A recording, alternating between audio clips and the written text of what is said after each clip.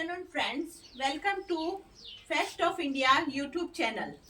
હું સંગીતા નગીનભાઈ ચૌધરી, વ્યારા, જિલ્લો તાપી. આજે આપણે અહીંયા નીરવ ફાર્મ એન્ડ નર્સરી પર કપિલાબેન ગામિત તથા નંદલાલભાઈના ઘરે આપણે આવ્યા છે. તો એ સુંદર મજાનું જ કઈ રીતે એમ કહેવાય ને કે જે પણ એમ ટ્રાઇબલ પીપલ જે છે તે પોતાની કેટલી મહેનતથી કઈ રીતે પોતાનું ગુજરાન કરે છે, કઈ રીતે પોતાનું લિવિંગ કરે છે, તેનો જીવન દાખલો આ પતિ પત્નીનો આપણે જોઈએ.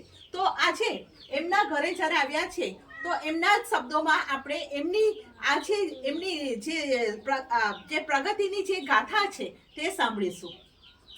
નમસ્કાર બેન. નમસ્કાર.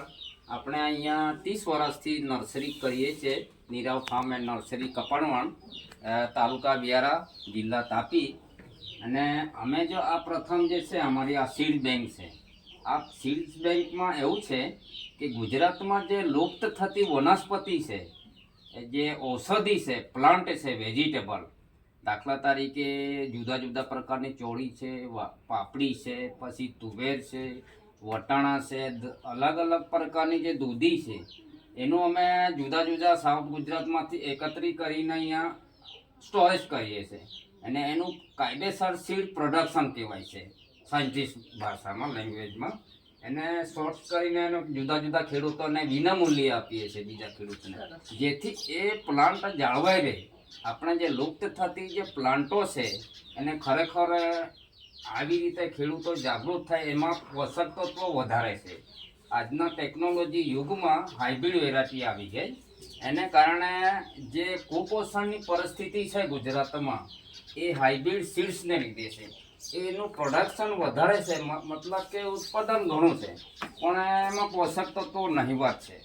એના બારામાં એક આપણે સરસ મજાનું એક લિટરેચર લખ્યું છે આવી રીતે, દેશી પરંપરાગત બિયારણ સંગ્રહ અને તેનું વિતરણ બિયારણ બેંક, પ્રકૃતિ કૃષિ, નેચરલ ફાર્મિંગ આ છે. પછી આપણે એ બીજું જે ડિપાર્ટમેન્ટ છે અહીંયા, જે પછી આપણે નર્સરી છે, આ નર્સરીમાં આપણે સરસ મજાનું નેટ હાઉસ અહીંયા સ્ટ્રક્ચર ઊભું કર્યું છે.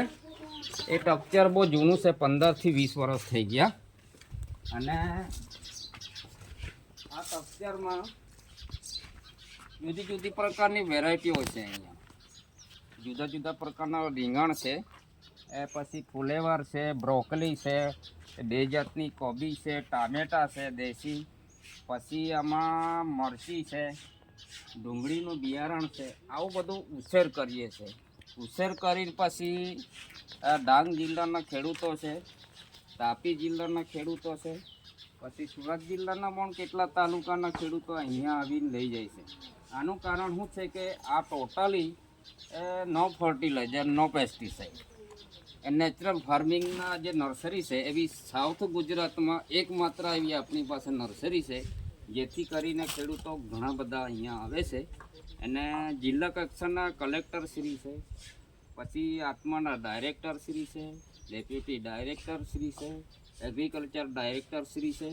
પછી આપણે ગુજરાત વિદ્યાપીઠ ગાંધીજીએ જે સ્થાપના કરેલી છે, લગભગ 1920માં કંઈક સ્થાપના કરી, એના ત્યાંના અધ્યાપકોના સ્ટુડન્ટ બી અહીંયા સંશોધન માટે આવેલા.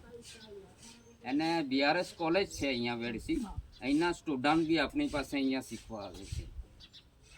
અહીંયા જે પ્લાન્ટ છે અહીંથી અમે ઉખેડીને પછી પ્લાન્ટેશન કરીએ. અમારા જે ખેતર છે એ ખેતરમાં તમે જોઈ શકો છો,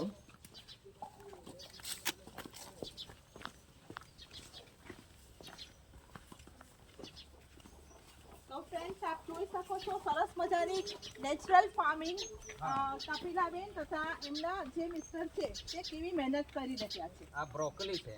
આનું જે કલર તમે જોઈને ખેડૂતો બીજા એમ કે તમે હું અહીંયા સાટો શું, કયું ફર્ટિલાઇઝર કર્યું કે, પણ એવું નથી. આ અમારી આ જમીનમાં પોષક તત્વો જેટલા અમે એ કર્યું કે આમ કરીએ તો ભાંગી જાય, હાથથી જ ભાંગી જાય. બાકી આજે જમીન ઘણા ખેડૂતોએ બંજર કરી રાખી છે, ટ્રેક્ટરથી ખેડાતી નથી.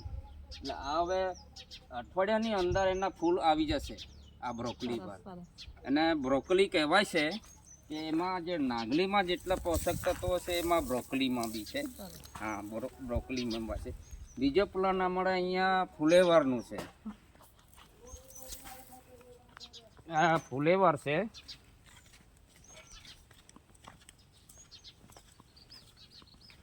આ છે તો પછી આપણી દેશી પાપડી છે. હા,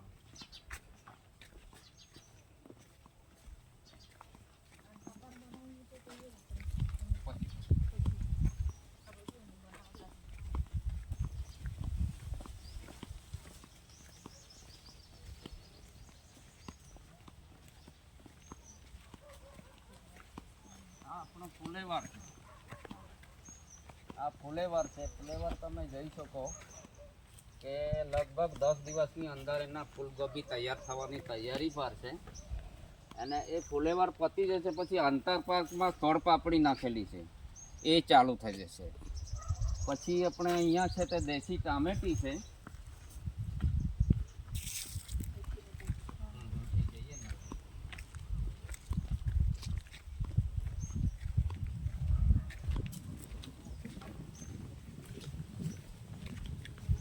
આપણે જોઈએ છે તો અહીંયા દેશી ટામેટી છે અને દેશી રીંગણ છે, એટલે લાંબા આવે તે રીંગણ છે લીલા. આ બાજુ ચોળી છે, એ ચોળીને હજુ વાર લાગશે. હા, પછી આપણે અહીંયા જે છે જુદા જુદા પ્રકારની જે ભાજીનો પ્લાન્ટ છે, અલગ પ્રકારનો છે. હા, એ અલગ જ પ્લાન્ટ છે.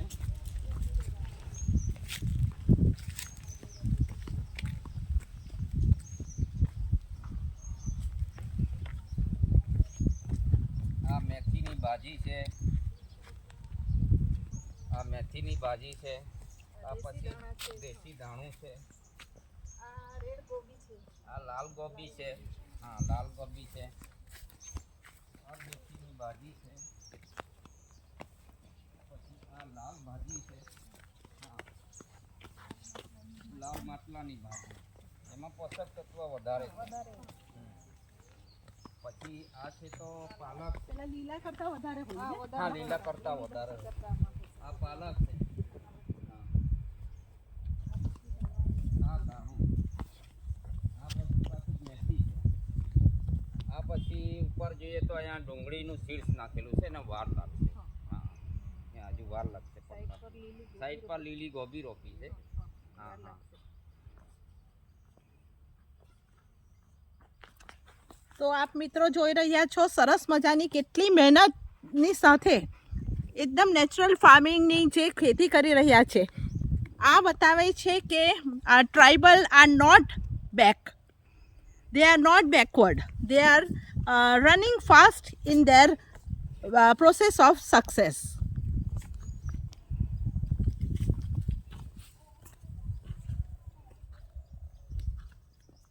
હવે આપણે જોઈએ તો ખાતર કઈ પદ્ધતિથી બનાવવામાં આવે છે. અહીંયા જે છે એ જે છે એ ફાર્મર ફ્રેન્ડ અને માસ્ટર ટ્રેનર કપિલાબેન છે એ તમને સરસ મજાનું સમજાવશે. હા, આ જે દેશી ગાય છે એ દેશી ગાયમાંથી એ છાણ છે, એનું ગોબર, એને ગોળ છે, લોટ છે, માટી છે, પછી એનો પેશાબ છે, આનું પ્રોસેસ કરી બનાવવામાં આવશે. કપિલાબેન સમજાવશે.